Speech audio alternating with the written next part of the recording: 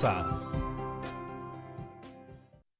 Buenos días, chicos y chicas de quinto y sexto grado de primaria. ¿Cómo están hoy día? Espero que se encuentren muy bien. Yo soy Patricia Barreto y esto es Aprendo en Casa, una iniciativa del Ministerio de Educación para continuar aprendiendo de manera divertida desde sus hogares. Bueno, ¿están listos para comenzar con nuestra actividad el día de hoy?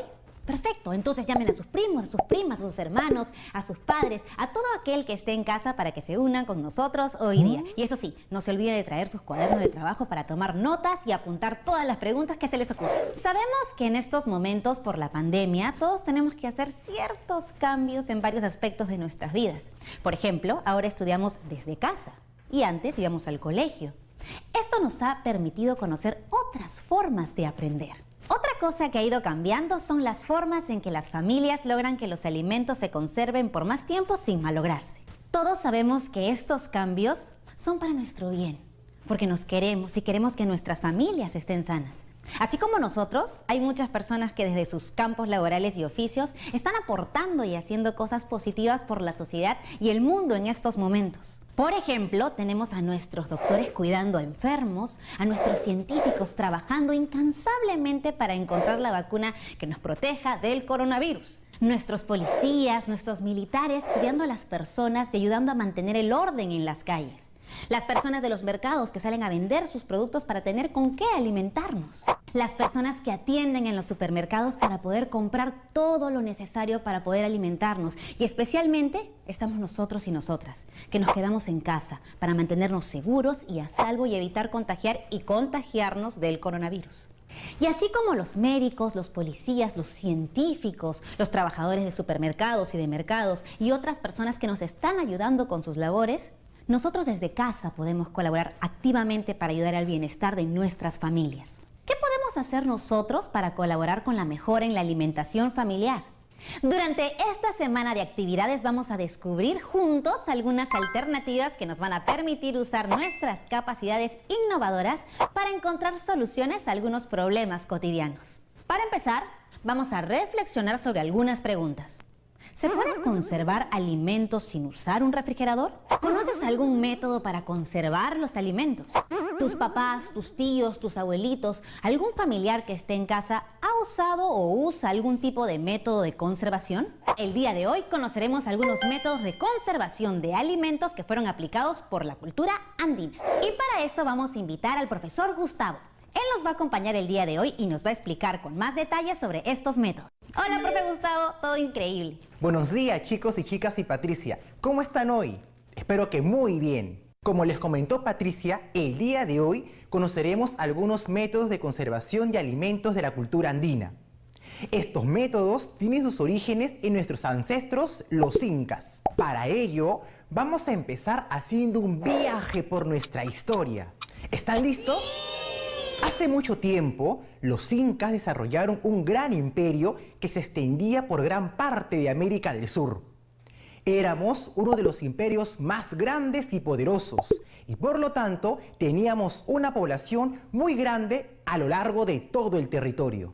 En esa época, los incas tenían un sistema para poder conservar sus alimentos por largos periodos de tiempo. ¿Cómo crees que lo lograron?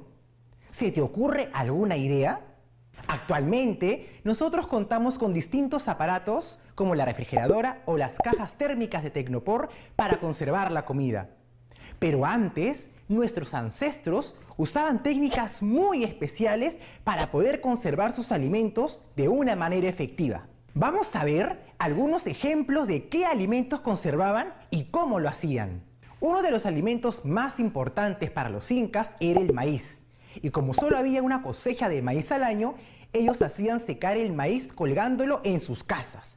Este maíz seco se conoce como huayunga. Recordemos que los incas eran exploradores y realizaban largos viajes y durante estos viajes necesitaban estar bien alimentados. Por ello aprendieron a secar la carne para poder llevarla a todos los lugares sin que se pudra. A esta carne seca y salada la conocemos como charqui. Seguro han escuchado hablar de ella, o tal vez tuvieron la suerte de probarla. Y finalmente, otro de los productos más utilizados por los incas fue el chuño. Los incas consumían chuño como parte muy importante de sus alimentos diarios. Por ello, aprendieron cómo prepararlo usando muchas variedades de papa que cultivaban. ¿Se dan cuenta de lo mucho que nos han ayudado nuestros antepasados con estas técnicas de conservación? Y así como nuestros antepasados lo hacían, ahora lo podemos hacer nosotros y conservar nuestros alimentos por más tiempo, lo cual sería muy beneficioso para nuestras familias, especialmente en esta época de cambios. Para conservar alimentos existen una gran variedad de técnicas que estoy seguro alguna vez han visto o realizado en casa. ¿Recuerdan alguna? Aquí te vamos a presentar un ejemplo. ¿Te gustan las pasas? ¿Cómo es una pasa?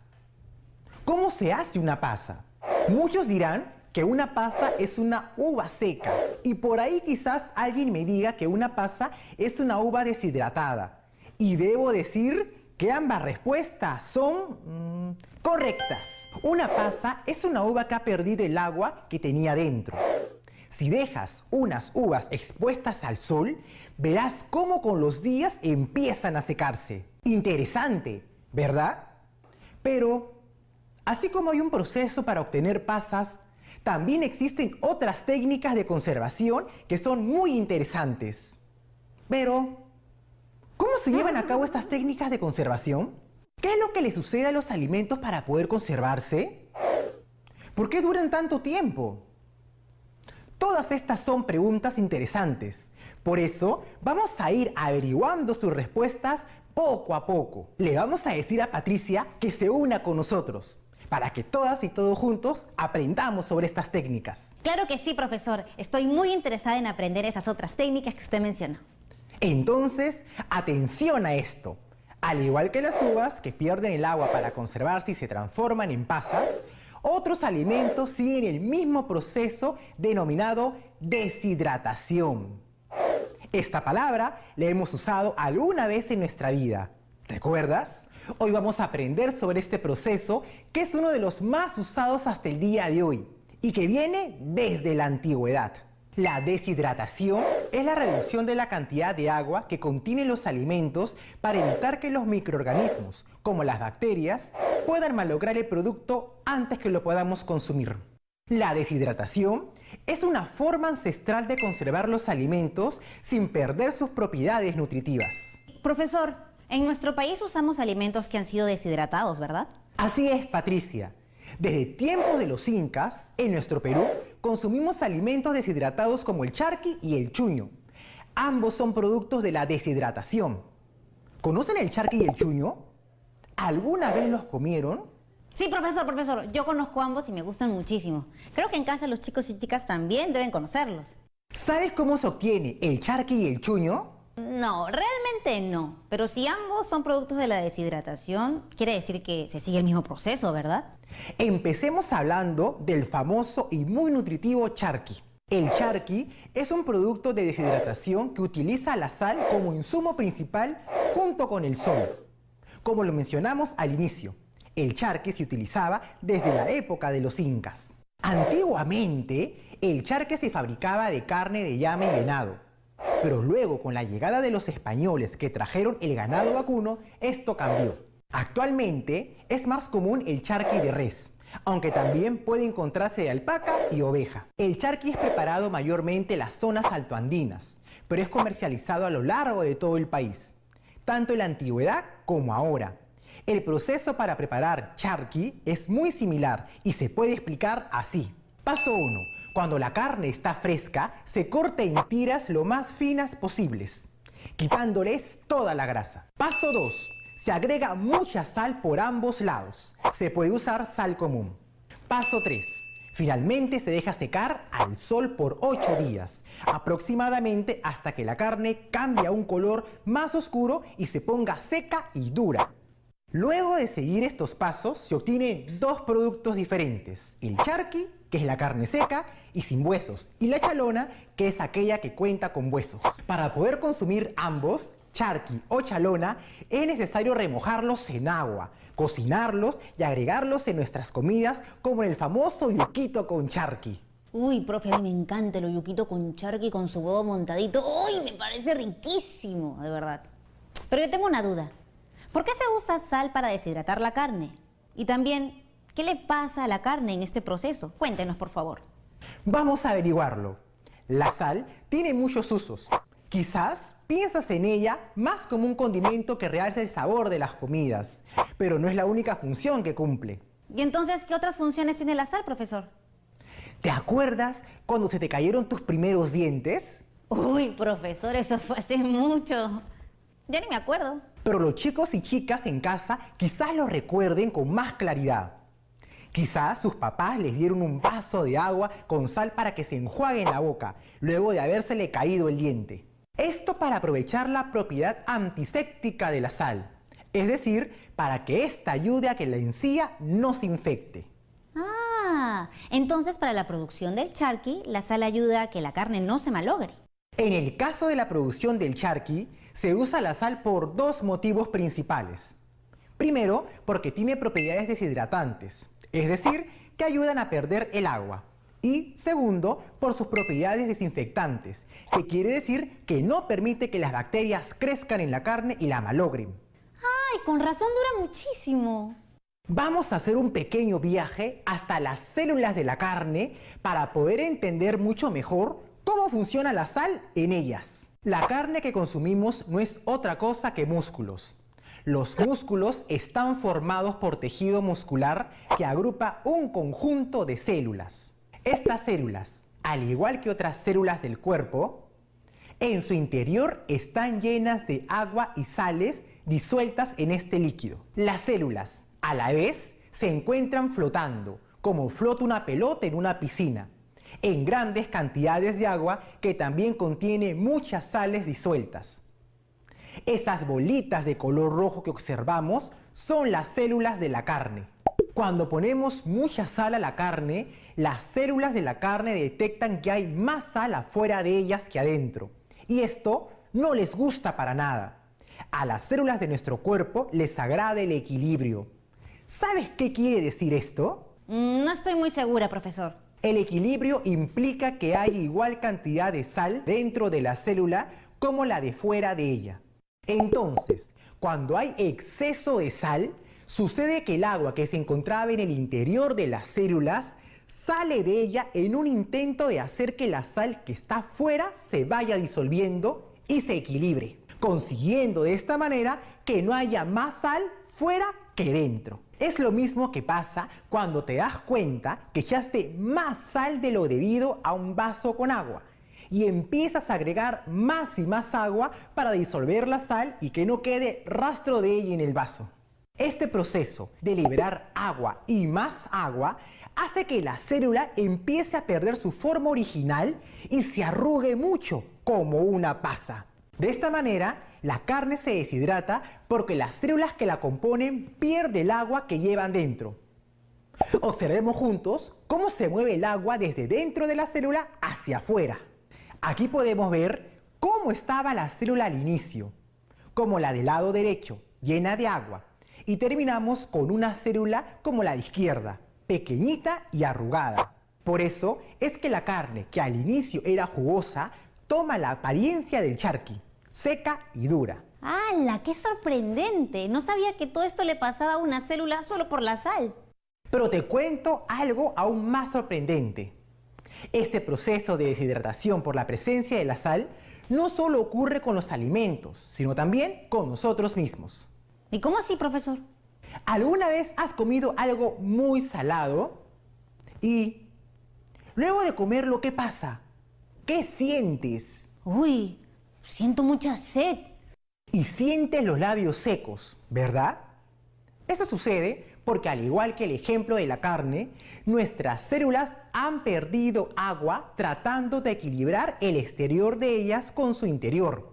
Y por ello nos están pidiendo poder darles el agua que necesitan para estar bien nuevamente. Ahora todo tiene más sentido, profesor. Con razón, después de comer chifles o canchita de serrana que tiene un poquito más de sal, uy, siempre me da sed. Y aún queda más por aprender y descubrir juntos. Ya hemos visto cómo la sal ayuda a la deshidratación de los alimentos para poder conservarlos, como en el caso del charqui. Pero también está el caso del chuño, el cual tiene un proceso de deshidratación por otros factores. ¿Saben a qué factores me refiero? ¿Alguna vez vieron cuál es el proceso para producir el chuño? No, profesor. No sé cómo se hace el chuño. En realidad nunca lo había visto. Quizás, si preguntan a papá, mamá o algún familiar, ellos podrán contarles cómo la papa se convierte en chuño. El chuño es el resultado de la deshidratación de papa en las zonas altoandinas de nuestro país. A través de este procedimiento se logra la conservación de la papa por varios años para su uso como alimento. El chuño es uno de los productos más importantes y sorprendentes que tenemos en nuestro país, porque según los científicos, a través de este proceso, la papa puede conservarse hasta 20 años sin malograrse. ¡Hala! ¿Tanto tiempo? Por ese motivo, el chuño fue uno de los principales alimentos usados durante el incanato para alimentar a los oficiales, soldados y esclavos, así como reserva para casos de emergencia cuando se malograban las cosechas. Es un alimento súper valioso por el tiempo que dura y sus propiedades también son súper nutritivas porque viene de la papa. Y si viene de la papa, tiene que ser nutritiva. Así es, Patricia. Es tan valioso que es fuente de la alimentación de muchas familias en la actualidad. Ahora vamos a descubrir juntos por qué es tan distinto el proceso de deshidratación que pasa el chuño que lo distingue del proceso del charqui. ¿Te imaginas por qué son distintos?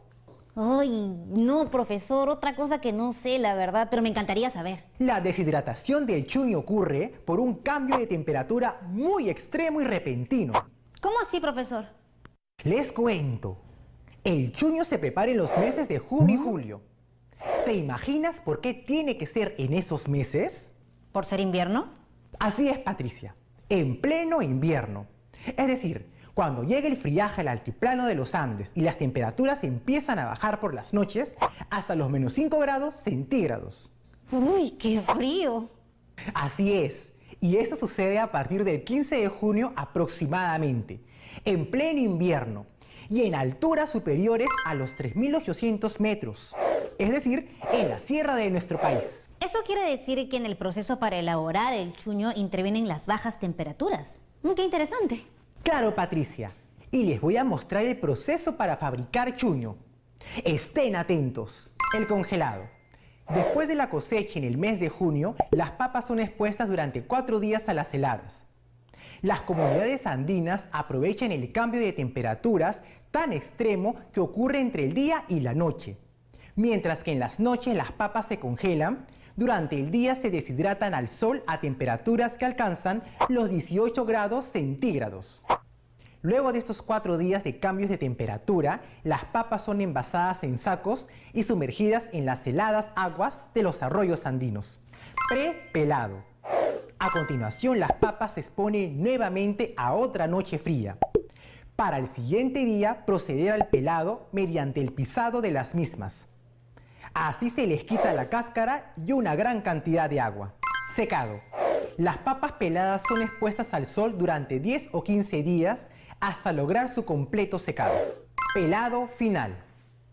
Finalmente, las papas deshidratadas, es decir, los chuños se frotan con fuerza entre sí para que pierdan los últimos restos de piel. Y listo, tenemos chuño. No me diga, ¿todo ese proceso es necesario para que la papa se transforme en chuño? Exacto, Patricia. Mediante todo este fascinante y completo proceso, la papa pierde el 80% de agua que la componía y se convierte en el famoso y muy nutritivo chuño, el cual es consumido de muchas maneras distintas y como acompañante en muchos platos de nuestra gastronomía. Incluso los chicos y las chicas pueden preguntarles a sus papás qué otros platos conocen que tengan chuño. Pero aún tengo preguntas, profesor. ¿Cómo el hecho de exponer la papa al cambio de temperatura puede ayudar a deshidratarla? ¿Por qué pasa esto? ¿Cuál es el efecto de este cambio de temperatura en la deshidratación? ¿Qué cambios ocurren en el interior de las papas? Explíquenos, por favor. Son muchas preguntas, Patricia, pero está muy bien que las hagas. Así que les explicaré el fenómeno que sucede en las papas para que se transformen en chuño. Y así como viajamos hasta el interior de las células de la carne para entender la deshidratación causada por la sal, vamos a comprender lo que sucede dentro de las células de las papas para deshidratarse. ¡Qué bien, profesor! Ah, pero ¿qué le parece si hacemos una pausa para que puedan traer lápiz y papel para anotarlo todo? Y de paso, los chicos y chicas que no tengan lápiz y papel como yo, vayan por ellos para que no se pierdan nada de este viaje que estoy segura va a ser muy útil para todos y todas. Así que ya regresamos, no se vayan.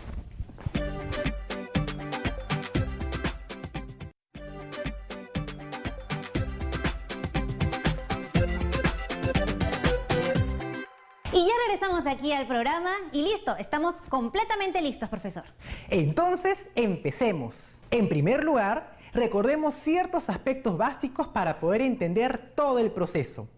Como hemos visto, las papas están compuestas mayormente de agua. El proceso de fabricación del chuño comienza exponiendo las papas a la intemperie. Primero las ponen en la tierra cuando llega la noche y la temperatura empieza a descender muy drásticamente. Luego, al día siguiente, los pobladores ponen las papas bajo el sol. ¿Qué pasa cuando ponemos el agua al refrigerador? ¿En qué se convierte? En hielo, profesor. Exacto, Patricia. Se convierte en hielo. Esto también sucede con el agua que está dentro de los alimentos. En este caso, la papa.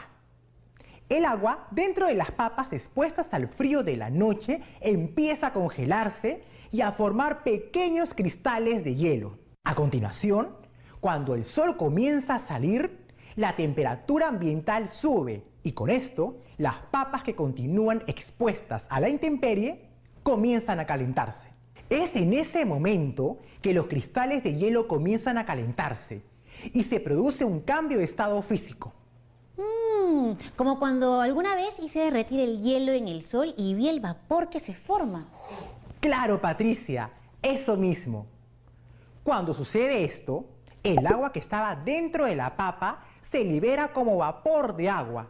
En otras palabras, se evapora y la papa comienza a deshidratarse por perder esta importante cantidad de agua, repitiéndose este procedimiento por 4 días consecutivos aproximadamente, y unido al pisado del chuño que realizan los pobladores para eliminar los pocos rezados de agua. La papa pierde alrededor del 80% del agua que tiene dentro. Entonces, termina por deshidratarse casi completamente, y así se obtiene el chuño. Ese sí fue un gran cambio, profesor. Y lo más importante de estas técnicas de deshidratación es que nos permiten conservar nuestros alimentos. ¿Te parece si recordamos todo lo que hemos aprendido hoy? Sí, profesor, me parece genial.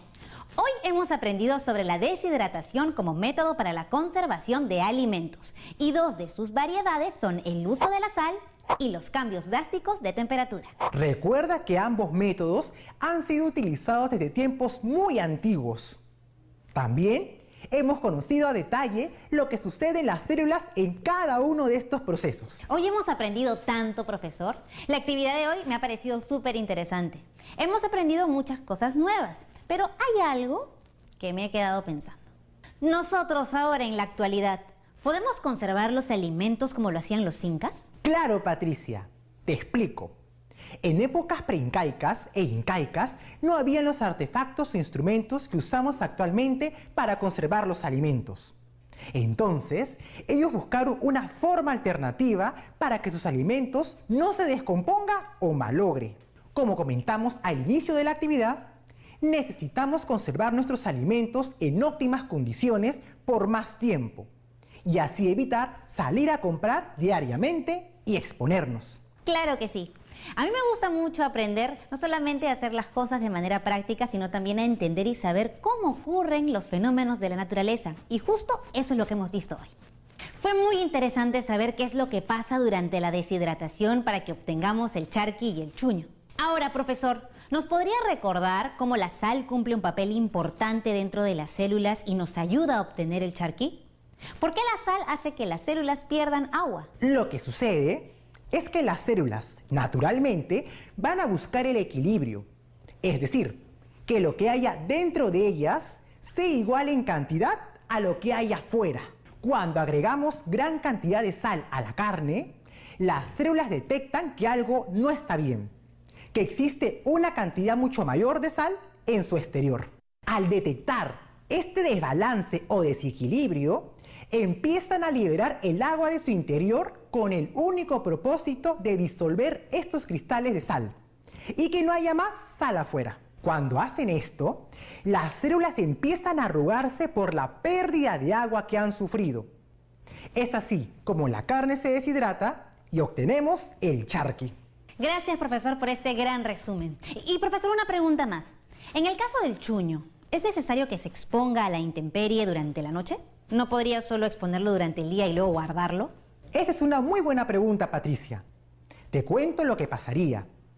Si dejamos las papas expuestas al sol, estas van a empezar a calentarse mucho y empezarán a ir perdiendo el agua que contienen, pero muy lentamente. Recuerda que la temperatura para que el agua pase de líquido a gas son 100 grados centígrados.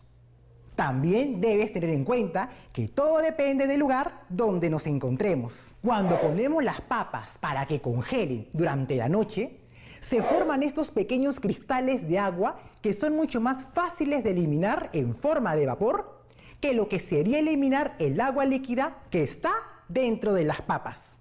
En conclusión, sí es necesario que las papas reciban una buena cantidad de frío para tener un proceso de fabricación de chuño mucho más eficiente y rápido. Muchas gracias, profesor. La actividad de hoy ha sido muy útil e interesante. Espero que les haya servido todo lo aprendido hoy. Nos vemos pronto, niños y niñas. ¡Chao! ¡Chao, profesor! El programa de hoy fue realmente sorprendente por la gran cantidad de cosas nuevas que hemos aprendido gracias al profesor. Y por eso mismo vamos a ir ordenando la información a través de algunas ideas claves. Las culturas prehispánicas usaban diferentes técnicas para conservar sus alimentos por largo tiempo. La deshidratación es un método para conservar alimentos y puede producirse con ayuda de sal o de cambios. La sal origina que las células pierdan agua y se arruguen y sequen rápidamente. A partir de este proceso obtenemos el charqui. El cambio de temperatura forma cristales de agua que luego se evaporan causando deshidratación. Un ejemplo es el chuño. Conversa con tu familia y explícales el método de deshidratación. Puedes ayudarte de dibujos para poder acompañar tu explicación. Recuerda colocar tus trabajos en el portafolio. Puedes también grabar un audio o tomar fotos de tus dibujos si tienes medios para hacerlo. Antes de terminar nuestra actividad del día de hoy, les cuento que durante toda esta semana vamos a continuar aprendiendo cosas importantes que nos pueden ayudar para salir adelante en estos momentos retadores de cuarentena.